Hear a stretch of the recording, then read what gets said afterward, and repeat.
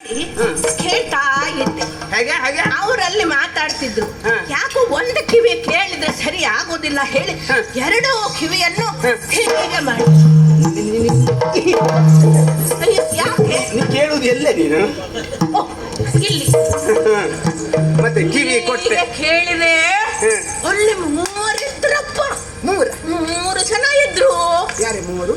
ಅದೇ ನಿನ್ನ ಗಂಡ ದಶರಥ ಇದ್ದ. ಚಕ್ರವರ್ತಿನ ಅವರು ಎಂತದದು? ದಶರಥ ಇದ್ದ. ದಶರಥ ಮಹಾರಾಜರು ಅಯೋಧ್ಯ ಭೂಪತಿ ಅಲ್ಲಿ ಇದ್ರು. ಅವರೊಟ್ಟಿಗೆ ಅವನ ಇದ್ದ.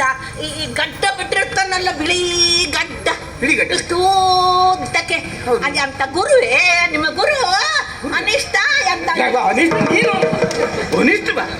ವಸಿಷ್ಠರೇ ನಮ್ಮ ಕುಲಪುರೋಹಿತರು ಅವರು. ಹಾ, ವಸಿಷ್ಠರು ಮಹಾರಾಜರು ವಸಿಷ್ಠರು. ವಸಿಷ್ಠ ಮತ್ತೆ ಅವರೊಟ್ಟಿಗೆ ಇನ್ನೊಬ್ಬ ಇದ್ದ.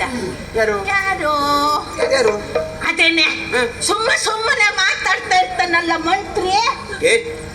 ಹೌದೇನೆ? ಮಂತ್ರಿ. ಈ ಮಂತ್ರಿಗಳೆಲ್ಲ ಸುಮ್ಮನೆ ಮಾತಾಡುದೇನೆ? ಈ ಮಂತ್ರಿಗಳೆಲ್ಲ ಸುಮ್ಮನೆ ಮಾತಾಡುದು. ಅವರು ಸುಮ್ಮನೆ ಇದ್ರು, ಇವ್ರು ಬಿಡೋದಿಲ್ಲ.